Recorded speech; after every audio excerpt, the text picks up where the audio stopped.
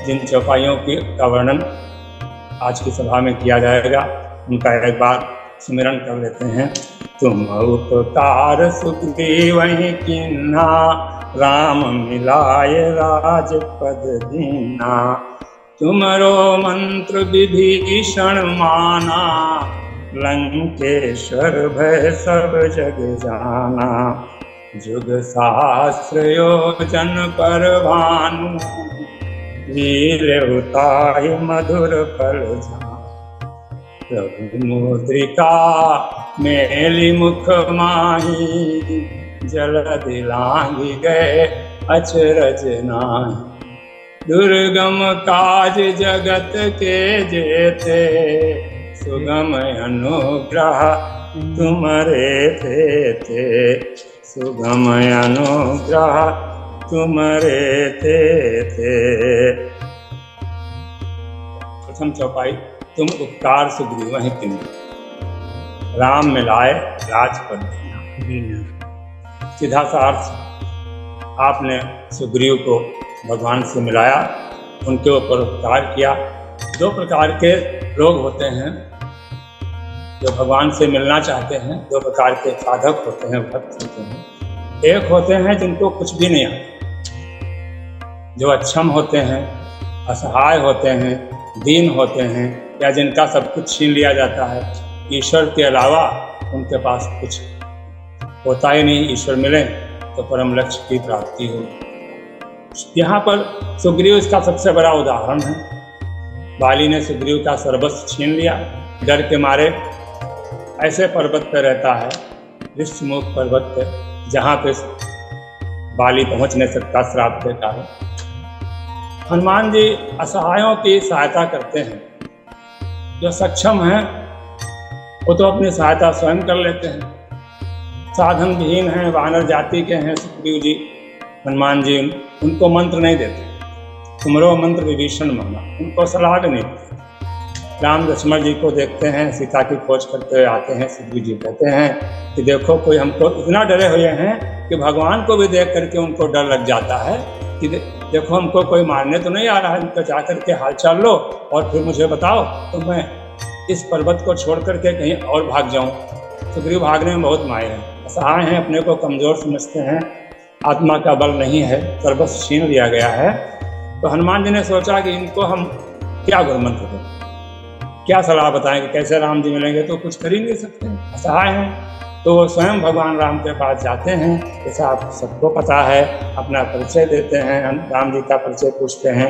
राम जी कहते हैं कि मैं दशरथ का बेटा हूँ, मेरी पत्नी को कोई हर ले गया है, मैं उनकी खोज कर रहा हूँ, और अपना चरित्र बताओ, अपनी कथा बताओ। तो हनुमान जी कहते हैं कि कथा तो परमात्मा की होती है, हम तो जीव हैं, जीव की तो व्यथा ही होती है, और अपने को बहुत दीनहीन साबित करने की कोशिश करते हैं। कहते मैं मंद हूँ, एक मंद मैं मोह बस, कुटिल हृदय अज्ञान, पुन प्रभु मोहि विसारो।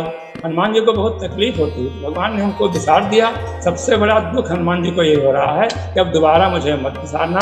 और तो भगवान से कहते हैं कि नाथ शैल पर कपपति रही, पर्वत पे सुग्रीव रहता है, कपपति रहता है, जबकि उस समय सुग्रीव राजा नहीं होता, सुग्रीव का पद छीन लिया जाता है। लेकिन एक राजकुमार से परिचय करा रहे हैं, तो ये नहीं कह रहा है एक दिन ही आ रहा है, नाथ शैल पर कपिपति रहाई। उस समय कपिपति तो बाली था, लेकिन एक परिचय कराने का, मिलवाने का एक तरीका होता है। तो उन्होंने भगवान से कहा कि और सो सुग्रीव दास, तो वो आपका दास है, दासन नाथ मैत्री कीजिए, उससे आप मैत्री कर लीजिए। तो सीता कर खोज कराई, सब तो 34 मरकट कोट पठाई, सारे गाँव में बंदरों को भेज करके सीता की खोज कराएगा। राम जी उनकी पीठ पे बैठ जाते हैं और वो सुग्रीव से मिलवा देते हैं। अब देखिए संत का कार्य क्या है। हनुमान जी को क्या पड़ी थी सुग्रीव से मिला, इसलिए पड़ी थी कि हनुमान जी परम संत हैं, और परम से मिलने के लिए, परमात्मा से मिलने के लिए जब हमको कोई परम संत मिल जाता है तो उसके द्वारा हम परमात्मा की प्राप्ति कर सकते हैं, परमात्मा से मिल सकते हैं। तो संत का क्या है कि पर उपकार बचन मन काया, संत सहज सुभाव खगराया। काकभूषण जी गुरु जी से कहते हैं, हे गुरु जी, संत का स्वभाव ही होता परोपकार करना। परोपकार क्यों करना चाहिए? क्योंकि परोपकार करने से पुण्यों की प्राप्ति होती है। तो हमें पुण्यों की प्राप्ति होती है, तो पुण्यों की वजह से हमें संत मिलते हैं, और संत का कार्य परोपकार करना होता। पुण्य कुंज बिनु मिले न संता, सत्संगत संसद कर अंता। तो इस प्रकार से जो असहाय था, दीन दुखी था, उनको भगवान को ले जा करके सुग्रीव जी से उनसे मित्रता करवा देते हैं। पावक साक्षी दे कर दीन ही पीठ बढ़ाए, और सुग्रीव जी से ने अपनी व्यथा बताई, राम जी ने अपनी कहानी बताई कि हमारी पत्नी को कोई हर ले गया है। सुग्रीव ने कहा, चिंता न करिए, हम सीता जी की खोज कराएंगे। इस प्रकार से सुग्रीव भगवान को प्राप्त कर लेते हैं, और उनकी सारी व्यथा ईश्वर के मिलते ही सारी व्यथा समाप्त हो जाती है। जैसे ही हमें भगवान मिल जाता है, हमारे संसार के सारे कष्ट समाप्त हो जाते हैं, जीवन के सारे कष्ट संकट मिट जाते हैं।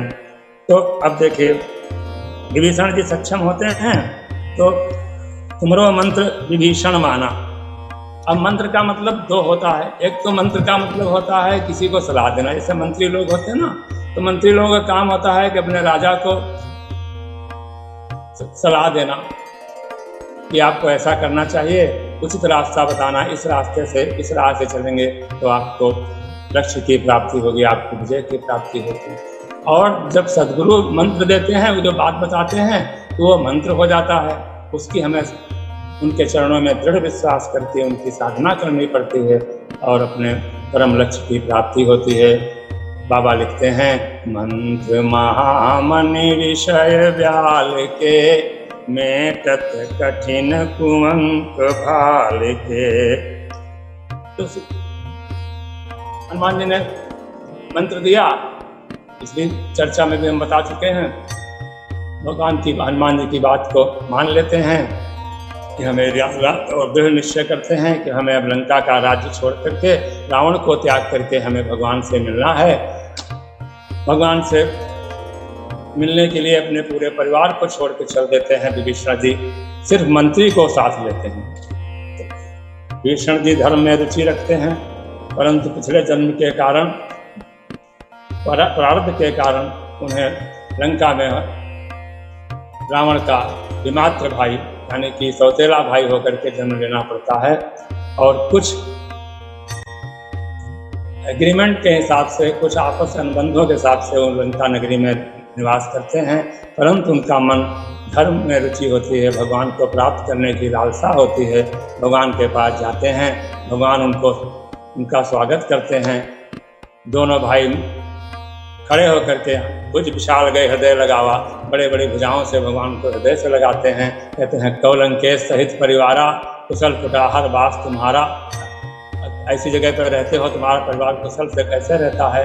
विभीषण जी रोने लगते हैं, कुछ नहीं बता पाते हैं। राम जी कहते हैं, मैं जानो तुम्हारी सब रीति, अति नय निपुण भाव नीति। आप नीति में निपुण हैं, आपके अंदर नीति का भाव नहीं है। भगवान के दर्शन होते हैं, भगवान के दर्शन अमोघ होते हैं।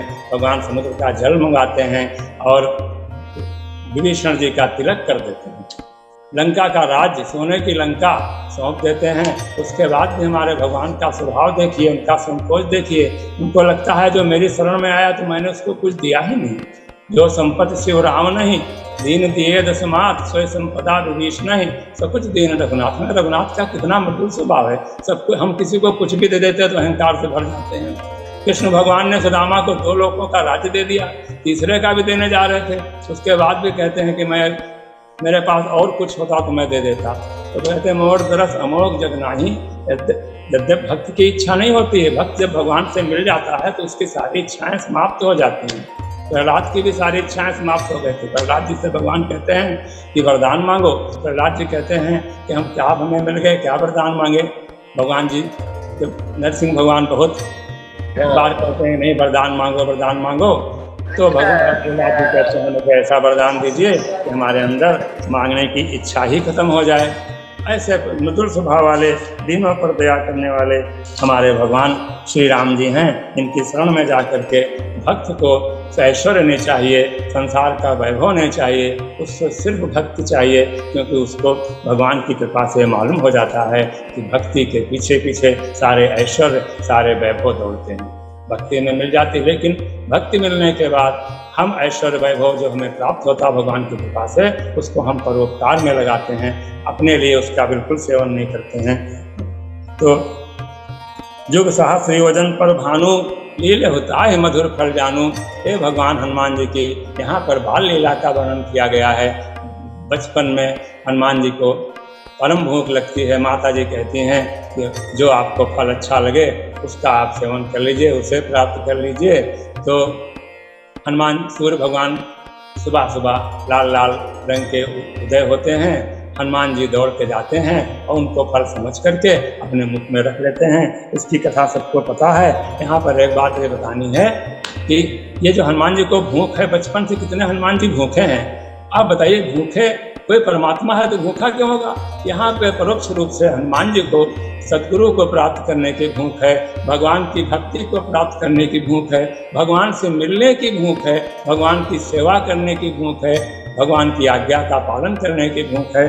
तो वो जा करके मधुर फल समझ करके, अब देखिए जब जो भगवान की शरण में रहता है, तो अगर हम ईश्वर की शरण में रहें, तन मन से ईश्वर की याद करें और निरंतर भगवान के चरणों में अपना राग रखें, अपनी आत्मा को भगवान की के चरणों में निरत कर दें, तो अगर हमें कोई ऐसी चीज़ प्राप्त होती है, कष्टकारी होती है, बताइए सूर्य भगवान कितने ज्वलनशील हैं, कितना उनका प्रकाश है, तो जिनकी एक किरणों को भी कोई नहीं बर्दाश्त कर सकता है, तो उसको हनुमान जी मुख में रख लेते हैं, उनको फल की तरह रहते हैं, उनको किसी तरह की कोई हानि नहीं होती है। फिर देवताओं के स्तुति करने से तीनों लोकों में अंधियारा छा जाता है। आप लोगों ने सुना होगा, बाली समय रवि भक्ष लियो तब तीनों लोक भयो अंधियारो, ताहि सो त्रास भयो जग में, यह संकट काहू सो जात न टारो।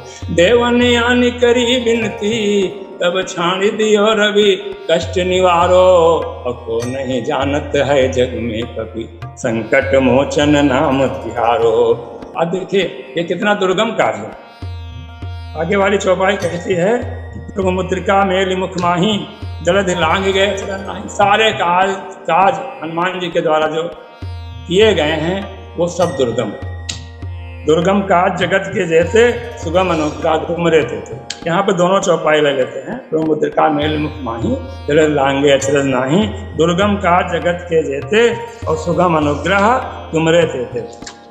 अब देखिए दुर्गम क्या है। दुर्गम शब्द यह है, गम का धातु जो है संस्कृत में जाने को, दुर्गम जहाँ पे जाना कठिन है।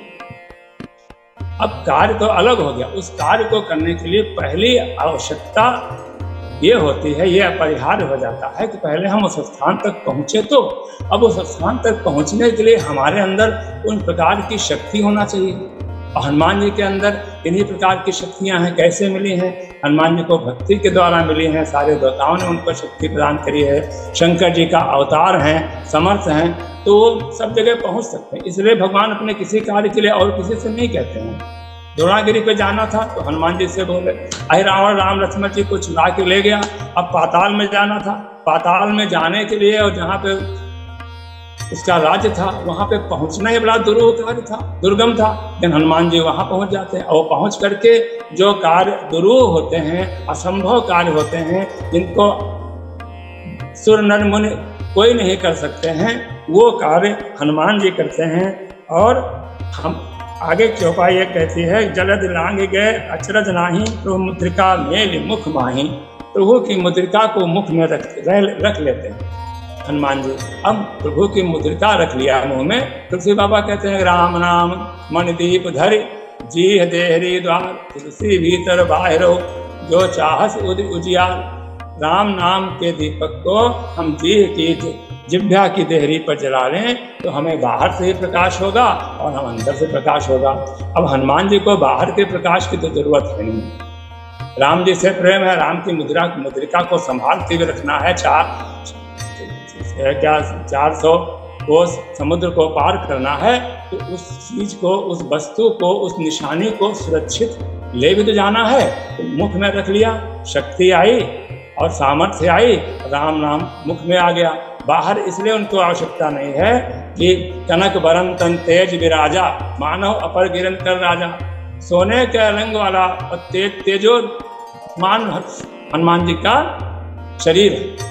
तो उससे जहाँ भी हनुमान जी रहते हैं चारों तरफ प्रकाश फैलता रहता है।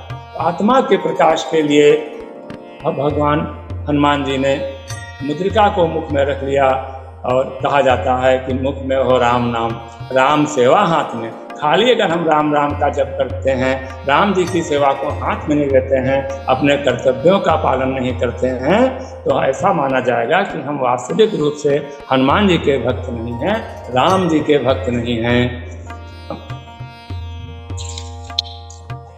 तो भगवान को निरंतर याद करते हुए हमें अपने पुरुषार्थ को करना चाहिए। जो हमें काम मिला हुआ है, जो सेवा हमें सौंपी गई है, तो वो करना चाहिए। एक महात्मा कहते हैं कि राम कहे जा, राम कहे जा, काम किए जा, ना काहू का डर है, ना काहू का देश बसा है, ना काहू का घर है। कुछ नहीं, सब ईश्वर का दिया हुआ है, डरने की कोई ज़रूरत नहीं है। अगर राम नाम आप मुख में जपते हैं तो राम नाम के प्रताप से आपका मन सत्संग में लगेगा, आपका मन सत्य कार्यों में लगेगा, बुराई के कार्यों में नहीं लगेगा, आपका आचरण सही होगा, आपको गुरु की कृपा प्राप्त होगी, जिसके फलस्वरूप आप भगवान को प्राप्त कर लेंगे। और भगवान को प्राप्त करने के साथ साथ अपने जीवन को भी सार्थक बना लेंगे, क्योंकि जीवन को सार्थक बनाना बहुत आवश्यक होता है। बड़े भाग मानुष तन पावा, सुर दुर्लभ सब जंथन गावा, साधन धाम मोक्ष का द्वारा, पाए न जो परलोक संवारा। अगर हम इस संसार में आए हैं, अपना परलोक नहीं संवार पाते हैं, तो हमारा आना व्यर्थ है। क्योंकि ये मनुष्य का सभी लोग जानते हैं, सभी महात्मा संत कहते हैं कि मनुष्य का शरीर बार बार नहीं मिलता है। साधन धाम मोक्ष का द्वारा, पाए न जो परलोक संवारा, सो परत्र दुख पावे, सिर धुन धुन पछताए, अकाल ही कर्म ही ईश्वर ही मित्र। राम जी कहते हैं अपने प्रजावासियों से, जिसने अपने परलोक को नहीं सुधारा है, वो यहाँ पर अर्थ, दो शब्द हैं यहाँ, सो परत्र, पर माने परलोक, अर्थ माने यहाँ, वो इस संसार में उसका जीवन निरर्थक जाएगा और परलोक में भी उसका जाना निरर्थक होगा, क्योंकि दोबारा मनुष्य की योनि मिलना असंभव है। कभी कभी भगवान कृपा करके हमें मनुष्य की योनि देते हैं। कबहु कर करुणा नर देहि, देत ईस बिन हेतु स्नेही। बिना कारण के कृपा करने वाले, अकारण करुणा बरसाने वाले भगवान श्री राम जो हमारे ऊपर कृपा करके मनुष्य का जन्म देते हैं, मनुष्य देते हैं, तो हमें इसको सद्मार्ग में लगा करके अपने सेवा के द्वारा, साधन के द्वारा, गुरुजनों के बताए हुए रास्ते के द्वारा हमें भगवान को प्राप्त करने का पूरा प्रयास करना चाहिए, जिससे हमारा जन्म लेना सार्थक हो जाए। हम अपनी बात को यहीं पे समाप्त करते हैं। बोलो श्यावर रामचंद्र की जय, महादेव की जय, कौन से हनुमान की जय।